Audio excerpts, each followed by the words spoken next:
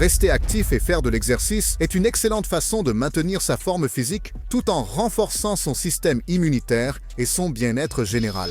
Beaucoup de femmes choisissent des activités comme le yoga ou le cardio, mais certaines poussent leur passion pour la forme physique à des sommets extraordinaires. Qu'est-ce qui pousse ces femmes à aller au-delà de la norme? Et jusqu'où peut-on pousser le corps humain? Plongeons dans le monde de certaines des femmes les plus fortes qui ont peut-être poussé les choses à l'extrême. Numéro 10. Bev Francis. Bev Francis n'était pas une athlète typique. Née en Australie, elle avait une détermination et une force qui la distinguaient dès son jeune âge. Adolescente, elle ne se contentait pas de pratiquer des sports. Elle les dominait. Sa première passion était le lancer du poids. Et à 22 ans, elle avait déjà battu le record australien. Mais Bev n'était pas satisfaite de relever un seul défi. Elle en voulait plus. Au début des années 1980, elle s'est intéressée à l'haltérophilie, un sport qui était encore majoritairement dominé par les hommes. Mais Bev n'était pas du genre à se laisser intimider. Le sentiment de pouvoir déplacer ces objets lourds et les battre, surmonter la gravité. Elle est devenue la première femme de l'histoire à soulever plus de 300 livres au développé couché. Un exploit qui a laissé même les haltérophiles expérimentés en admiration. Elle ne s'est pas arrêtée là. Elle a battu des records du monde en squat et soulevé de terre, prouvant qu'elle était l'une des personnes les plus fortes de la planète, homme ou femme. Sa force incroyable et sa musculature impressionnante ont attiré l'attention du monde du culturisme. En 1983, elle a été invitée à participer au documentaire Pumping Iron 2, The Woman, qui suivait des bodybuilders participant à la Coupe du Monde de César à Las Vegas. Lorsqu'elle est montée sur scène, les mâchoires se sont décrochées. Elle avait plus de muscles que ce que quiconque avait jamais vu chez une concurrente féminine. Certaines admiraient sa puissance, mais d'autres, notamment les juges, trouvaient qu'elle avait trop de muscles. Cette réaction a influencé le reste de sa carrière de culturiste. Au fil des ans, elle a ajusté sa silhouette, cherchant à équilibrer la force avec les attentes des juges de culturisme. Malgré ces défis, elle est devenue l'une des meilleures compétitrices du sport. En 1990, elle s'est classée deuxième au prestigieux concours Miss Olympia, terminant juste derrière Linda Murray. L'année suivante, elle est revenue encore plus forte. Lors des premiers tours de jugement à Miss Olympia 1991, elle était en tête. Il semblait qu'elle était enfin sur le point de remporter le plus grand titre en musculation. Mais ensuite, quelque chose d'inattendu s'est produit. Dans les dernières manches, elle a été dépassée par Murray d'un seul point. La décision a été controversée. Beaucoup pensaient que les juges ne voulaient pas récompenser une femme avec autant de masse musculaire que Bev. Le résultat a suscité des débats sur la quantité de muscles considérés comme acceptables pour les femmes bodybuilders. Peu de temps après, de nouvelles règles ont été introduites pour décourager la musculature extrême dans les compétitions de culturisme féminin. Frustrée par la politique du sport, Bev a pris sa retraite de la compétition. Mais elle n'a pas quitté le monde du fitness. Elle a continué à être juge pour la Fédération internationale de bodybuilding et a ouvert sa propre salle de sport à New York. Là, elle a inspiré et formé la prochaine génération d'athlètes, les encourageant à embrasser leur propre force, peu importe ce que pensaient les autres. Bev Francis, bien qu'elle n'ait jamais officiellement détenu le titre de Miss Olympia, elle reste l'une des figures les plus influentes de l'histoire du culturisme. Son héritage est celui de la résilience, de la puissance et d'un esprit indomptable. Numéro 9. Lisa Gisbrecht. Lisa Gisbrecht est le genre d'athlète qui prouve que le succès en musculation ne consiste pas seulement à soulever des poids lourds. C'est une question de patience, de stratégie et d'une compréhension approfondie du fonctionnement du corps. Née et élevée au Canada, Lisa n'a pas commencé comme une superstar du bodybuilding. En fait, elle est entrée dans le monde de la compétition un peu plus tard que la plupart, participant à son premier spectacle en 2004. Mais une fois qu'elle a trouvé son rythme, rien ne pouvait l'arrêter. En 2008, Lisa avait déjà fait sa marque dans les compétitions de figure, atteignant le niveau national. Mais quelque chose dans le culturisme lui-même, l'accent sur la force, la symétrie musculaire et la puissance pure, l'a attirée. En 2009, elle s'est pleinement consacrée au sport, en participant au niveau provincial et national. Juste 2 ans plus tard, en 2011, elle a remporté sa carte professionnelle, devenant officiellement une bodybuildeuse professionnelle. Son grand succès est survenu en 2012 au Toronto Pro Super Show, l'un des événements de musculation les plus compétitifs au Canada. Lisa n'a pas seulement participé, elle a gagné. Cette victoire lui a assuré une place à la prestigieuse compétition Miss Olympia, la plus grande scène pour les bodybuildeuses. Compétition contre les meilleurs du monde n'était pas un mince exploit, et même si elle n'a pas remporté le titre, juste monter sur cette scène était un moment déterminant de sa carrière. 2 ans plus tard, elle s'est qualifiée à nouveau pour Miss Olympia après des performances impressionnantes lors de compétitions professionnelles à Toronto, Chicago et Tampa. Mais l'impact de Lisa va au-delà de la compétition. Avec plus de 10 ans d'expérience et 20 concours à son actif, elle a transformé sa passion pour le fitness en une carrière aidant les autres. Elle est devenue entraîneuse personnelle certifiée, coach en nutrition et spécialiste en force. Son objectif est d'aider les personnes de tout type de corps à développer leur force et leur confiance grâce à un entraînement et une nutrition appropriée. Lisa comprend que tout le monde ne veut pas devenir culturiste. Certaines personnes veulent juste se sentir plus fortes, mieux bouger ou améliorer leur santé. C'est là que son expertise entre en jeu. Elle crée des programmes personnalisés, adaptés à différents modes de vie, rendant le fitness accessible à quiconque est prêt à s'investir. Son expérience en tant que compétitrice, ainsi que son expertise en coaching et nutrition, font d'elle une entraîneuse recherchée par ceux qui souhaitent transformer leur corps de manière saine et durable. Sa philosophie est simple. S'entraîner, ce n'est pas seulement soulever des poids. C'est apprendre à connaître son corps, rester constant et trouver la motivation pour avancer. Même quand c'est difficile, elle apprend à ses clients l'importance de la bonne technique, de l'engagement musculaire et de la prévention des blessures, afin qu'ils développent leur force de manière sûre et efficace. D'une compétitrice sur la scène mondiale à une mentor pour les autres, Lisa Gisbrecht a montré que le culturisme ne concerne pas seulement les muscles. Il s'agit de l'état d'esprit, de la discipline et de la volonté de grandir, à la fois physiquement et mentalement. Numéro 8. Iris Kyle. Iris Kyle est un nom qui se distingue dans le monde du bodybuilding. Elle n'est pas n'importe quelle compétitrice. Elle est la culturiste la plus titrée de l'histoire, homme ou femme. Avec 10 titres de Miss Olympia et d'innombrables autres victoires, Iris a construit une carrière qui a redéfini les normes du bodybuilding féminin. Mais son parcours vers le sommet n'était pas quelque chose sur lequel elle est tombée par hasard. Tout a commencé par une simple prise de conscience. Elle voulait être forte. Née le 22 août 1974, Iris Floyd Kyle, à l'origine nommée Mildred Carter, a grandi dans un monde bien loin des projecteurs de la compétition. Sa vie a changé quand elle a déménagé à Orange County, en Californie. Là, elle se retrouva entourée de personnes avec des physiques athlétiques et musclées, et elle décida qu'elle voulait être aussi forte et puissante. Cette décision l'a menée à Bali Total Fitness, une salle de sport locale où elle a commencé en tant que membre, puis est devenue instructrice d'aérobic et plus tard a gravi les échelons pour devenir responsable des ventes. Mais sa véritable transformation a commencé quand elle a commencé à soulever des poids. Iris a vite réalisé qu'elle avait une passion pour la musculation. Elle a dévoré tous les magazines de fitness qu'elle pouvait trouver, y compris Flex, Muscle and Fitness et Iron Man. Ces magazines lui ont fait découvrir son héroïne, Lenda Murray, 8 fois gagnante de Miss Olympia. Inspirée, Iris a découpé une photo de Lenda et l'a collée sur son réfrigérateur, se rappelant chaque jour le type de physique qu'elle voulait atteindre. Elle ne rêvait pas simplement, elle planifiait. Un jour, un promoteur de compétition nommé Butch Dennis a remarqué Iris à la salle de sport. Il a vu son potentiel et l'a encouragée à participer à une compétition de culturisme, le Long Beach Muscle Classic, seulement 8 semaines plus tard. Avec à peine d'expérience, Iris a pris le risque. Son inspiration venait à la fois de Lenda Murray et d'une autre légende du bodybuilding, Bev Francis. Et tout à coup, lors de sa toute première compétition, elle a gagné. Dès cet instant, le bodybuilding est devenu sa vie. Après sa première victoire, en 1994, elle a continué à concourir et à repousser ses limites. Elle s'est entraînée sous la direction du culturiste professionnel Patrick Lynn et a rapidement gravi les échelons. En 1998, elle a remporté la victoire au championnat NPC USA, obtenant ainsi son statut professionnel. Devenir pro ne signifiait pas un succès instantané. Lors de ses débuts professionnels en 1999, elle s'est classée 15e à Miss International. Ce fut un moment humiliant.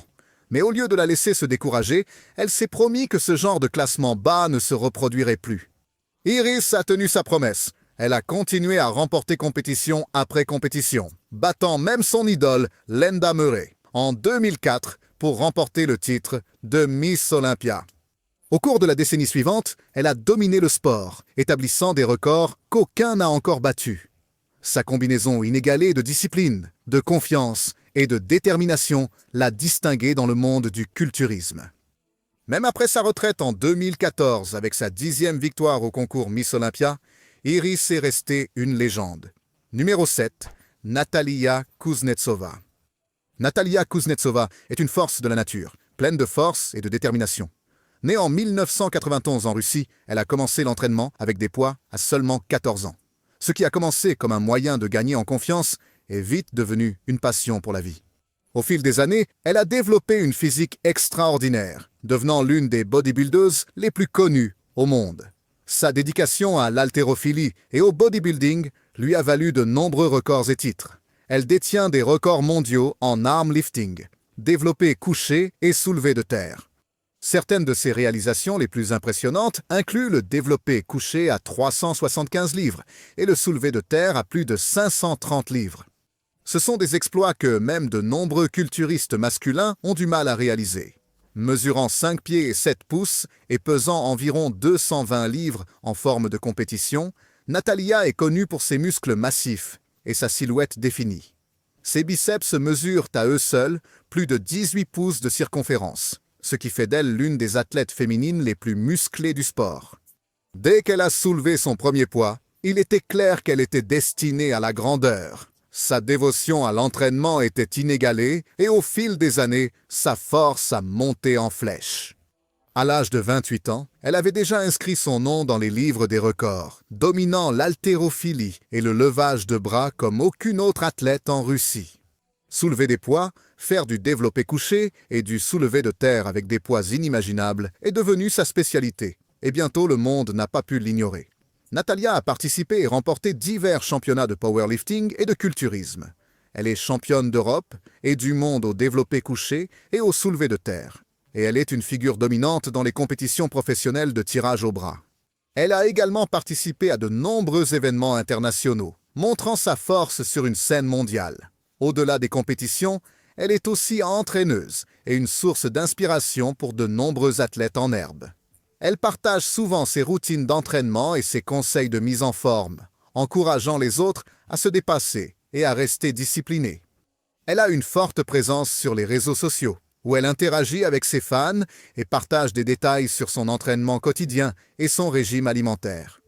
Son parcours n'a pas été sans défis. Les bodybuildeuses font souvent face à des critiques et des stéréotypes, mais Natalia est restée confiante et concentrée. Elle a ouvertement parlé de la dévotion et de la discipline nécessaires pour entretenir sa silhouette, des séances d'entraînement rigoureuses à un régime strict, riche en protéines. Numéro 6, Becca Swanson. Becca Swanson n'est pas seulement forte, elle est incroyablement forte et détient des records. Si vous lui demandez qui est la femme la plus forte du monde, elle vous dira avec assurance « c'est moi » et elle a les chiffres pour le prouver.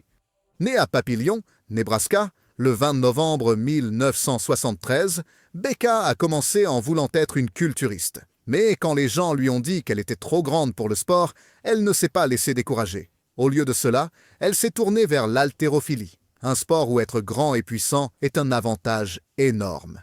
Cette décision a tout changé. Au fil des ans, elle a battu des records qu'aucune autre femme n'avait jamais approchés. Elle est devenue la première femme de l'histoire à totaliser plus de 2000 livres lors d'une compétition de powerlifting. Cela signifie que lorsque vous additionnez son squat, développé couché et soulevé de terre, le poids total dépasse 1 tonne. Pour mettre cela en perspective, c'est à peu près le poids d'une petite voiture. Ses plus grandes réalisations en powerlifting sont stupéfiantes. Elle détient le record du monde du squat le plus élevé, par une femme, un incroyable 854,3 livres. Elle a également établi le record du développé couché le plus lourd à 600 livres, environ 279 kg, et le soulevé de terre le plus lourd à 690 livres, environ 315 kg. Cette force la place dans une catégorie à part. Beaucoup d'hommes haltérophiles n'atteignent même pas ces chiffres, mais la force de Becca ne se résume pas à soulever des poids. Elle est également entrée dans le monde de la lutte professionnelle, prouvant que sa puissance n'était pas réservée qu'à la salle de sport. Elle a lutté dans la World League Wrestling de Harley Race, où elle a remporté le championnat des dames de la BLAW en 2009. Elle a ensuite défendu son titre dans des matchs intenses, montrant qu'elle pouvait dominer sur le ring, tout comme elle l'a fait sur la plateforme de powerlifting. Sa carrière a été remplie de championnats et de records. Elle a remporté plusieurs titres de culturisme, notamment Miss Midwest, Miss Nebraska et Miss Rocky Mountain. En dynamophilie, elle a constamment établi de nouveaux records mondiaux dans différentes catégories de poids, ce qui fait d'elle l'une des figures les plus dominantes des sports de force. Elle a même participé à des compétitions de force athlétique, prouvant que sa force va au-delà de simplement soulever des poids. Elle gère son propre site web, où elle partage ses réalisations et ses événements à venir. Sa présence sur les réseaux sociaux offre également à ses fans un aperçu de la vie d'une véritable force de la nature. Que ce soit à la salle de sport, soulevant des poids qui semblent impossibles, ou sur le ring contre les meilleurs catcheurs, Becca Swanson continue de repousser les limites de la force humaine. Mesurant environ 1,70 m et pesant environ 108 kg de pur muscle, Becca est la preuve vivante que la force se présente sous toutes ses formes. Si quelqu'un doute de savoir qui est la femme la plus forte du monde, il suffit de regarder les réalisations de Becca Swanson. Les chiffres ne mentent pas. Numéro 5, Jessica Fitton. Jessica Fitton n'a pas suivi le chemin habituel pour devenir l'une des femmes les plus fortes de la planète. Avant de soulever d'énormes pneus et de tirer des camions, elle participait à un cours de Zumba, essayant de rester active comme tout le monde. Mais quelque chose semblait étrange. Les séances de danse étaient amusantes, mais elle ne la mettait pas au défi comme elle le souhaitait. Alors, en 2015, elle a pris une décision qui a tout changé. Elle a rejoint une salle de sport pour apprendre l'haltérophilie olympique. Il n'a pas fallu longtemps à Jessica pour réaliser qu'elle avait un don. Elle était naturellement forte, mais les mouvements olympiques, comme l'arraché et l'épaulé jeté, nécessitaient de la précision et de la technique. Son entraîneur a vu sa force brute et lui a suggéré d'essayer des compétitions de strongman à la place. C'est à ce moment-là que tout a pris sens. Le strongman n'est pas votre compétition de levage de poids moyenne. Il s'agit de la force réelle, celle qui permet de porter des tonneaux, de retourner des pneus lourds et même de pousser des camions. Jessica a participé à sa première compétition amateur et a gagné facilement. À partir de ce moment-là, elle est devenue accro. Maintenant âgée de 39 ans, Jessica s'est fait un nom dans le monde de la force. Elle détient des records en soulevé de terre, soulevant régulièrement près de 500 livres de plus que ce que la plupart des gens pourraient même rêver. Son entraînement est intense. Elle s'entraîne au moins 4 fois par semaine, en équilibrant musculation et cardio. Bien que le stéréotype suggère le contraire, les athlètes de force ont besoin d'endurance. Des événements comme le transport de fûts et le tir de camions exigent de la vitesse et de l'endurance, pas seulement de la force brute. Le parcours de Jessica l'a menée à certaines des plus grandes compétitions du sport. Elle a récemment dominé un événement à Palmer, en Alaska, se qualifiant pour le prestigieux Arnold Sports Festival, une compétition d'élite pour les athlètes les plus forts du monde. Chaque année, seulement 12 femmes sont sélectionnées, et Jessica est l'une d'entre elles. Ses cheveux roses magenta signature et ses bras couverts de tatouages la rendent instantanément reconnaissable. Mais c'est son attitude qui se démarque vraiment. Elle s'entraîne avec une équipe à l'Unbreakable Athletics Academy dans l'Indiana. Mais elle conduit 90 minutes de plus chaque week-end pour s'entraîner avec d'autres athlètes de strongman. Elle croit que s'entourer des bonnes personnes est la clé du succès. Jessica croit fermement à l'idée de manger pour performer. Concourir dans la catégorie poids lourd signifie qu'elle n'a pas besoin de perdre du poids comme certains athlètes, mais elle alimente toujours son corps avec un but. Son régime est riche en protéines, en riz et en une grande quantité de sodium, parfois jusqu'à 8000 mg par jour. Ça peut sembler extrême, mais quand tu t'entraînes pendant des heures, surtout dans des gymnases chauds ou des compétitions en plein air, ce sel supplémentaire aide son corps à fonctionner de manière optimale. En dehors des compétitions, Jessica veut aider les autres à découvrir ce sport. Elle encourage les gens à commencer par les bases de la force athlétique, comme les squats, le soulevé de terre et les développés militaires avant de passer au strongman. Elle oriente souvent les débutants vers le site Starting Strongman, une excellente ressource pour apprendre les bases. Numéro 4, Brigita Brezovac. Née en Slovénie, Brigita Brezovac a découvert sa passion pour le fitness à l'adolescence, mais elle n'a pas commencé avec de grandes ambitions de dominer le monde du bodybuilding. En fait, son voyage a commencé dans une petite salle de sport à domicile, grâce à son petit ami de l'époque. Mais un jour, elle a vu des photos de légendaires bodybuildeuses, Corey Everson et Anja Langer, et quelque chose a fait tilt.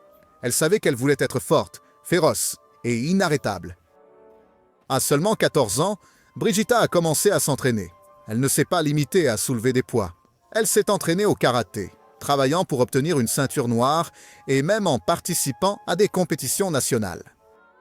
Ce mélange de discipline et de force a posé les bases de son succès futur. À l'âge de 21 ans, elle s'était déjà fait un nom. Avec seulement quelques mois de préparation intensive, elle s'est classée 4e au championnat du monde de 2001. C'était un énorme accomplissement. Mais ce n'était que le début. Ses débuts de carrière n'ont pas été de tout repos. Quelques années après sa première grande compétition, Brigita a subi une blessure qui l'a forcée à s'éloigner temporairement du culturisme. Elle est passée à la catégorie fitness, mais son physique était naturellement conçu pour le culturisme.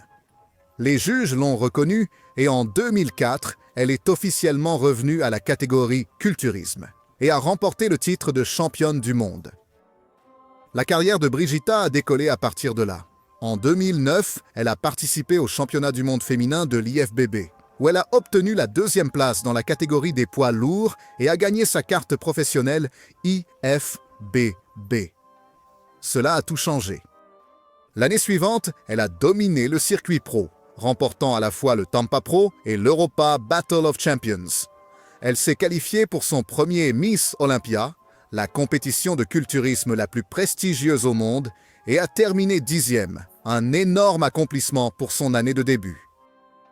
Au cours des prochaines années, Brigita a continué à prouver qu'elle faisait partie des meilleures. En 2011, elle a remporté le Toronto Pro Super Show et s'est classée 3e dans une autre grande compétition, consolidant ainsi sa réputation. Cette année-là, elle est retournée à Madame Olympia et a amélioré son classement, se plaçant en 3e position. Elle était maintenant l'une des culturistes féminines les plus respectées au monde. Même si la compétition devenait plus difficile, Brigita n'a jamais abandonné. Elle se classait régulièrement parmi les 6 premiers à Miss Olympia et Miss International, 2 des plus grands événements du sport. Mais en 2013, après plus de 10 ans à repousser les limites de son corps, elle a décidé qu'il était temps de prendre sa retraite. Elle a quitté la scène à l'âge de 34 ans, se classant comme la 5e meilleure culturiste féminine du monde. L'héritage de Brigita est celui de la persévérance et de la passion. Elle n'était pas seulement axée sur la musculation. Elle était une artiste martiale compétente, une entraîneuse personnelle et même une économiste. Elle parlait plusieurs langues et avait une grande passion pour entraîner les autres. Son impact sur le culturisme reste fort, inspirant les athlètes du monde entier à poursuivre leurs rêves, peu importe la difficulté du chemin. Numéro 3, Tatiana Kachirina.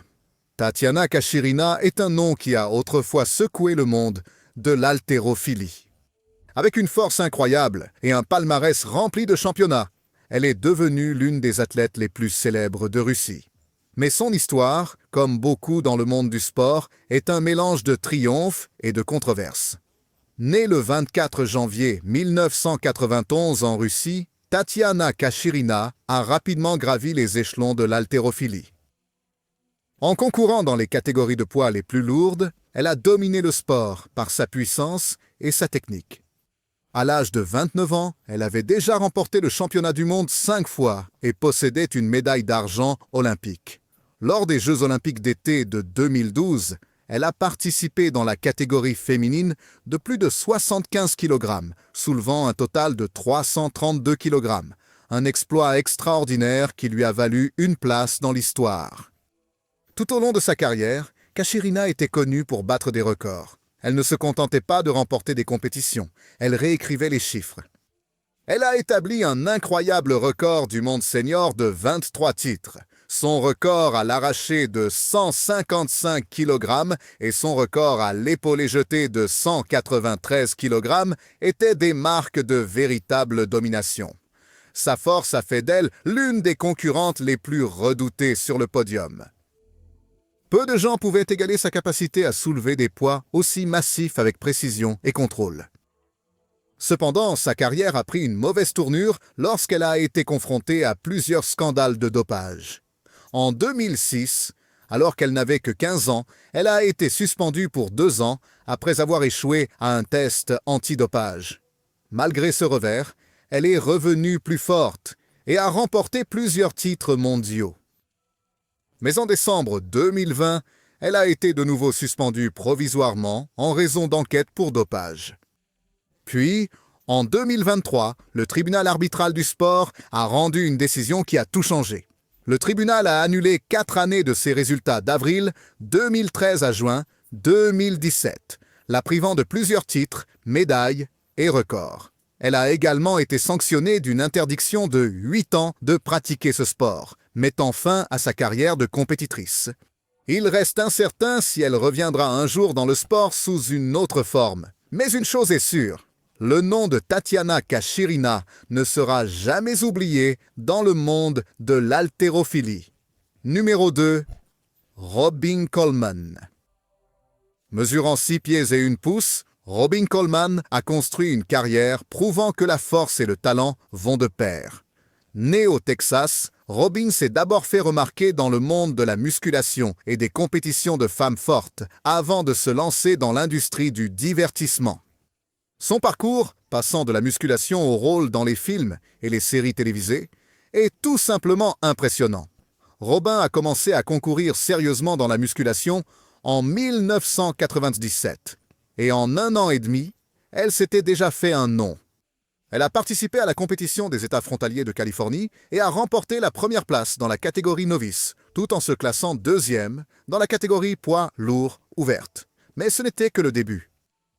En 2001, elle a participé à la toute première compétition de la femme la plus forte du monde qui s'est tenue en Zambie, où elle a obtenu la 3e place. Sa capacité à soulever, pousser et porter des poids énormes a prouvé qu'elle était l'une des femmes les plus fortes du sport.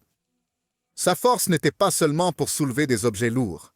Robin a utilisé sa puissance dans différents sports, comme la boxe, les arts martiaux mixtes et la lutte professionnelle.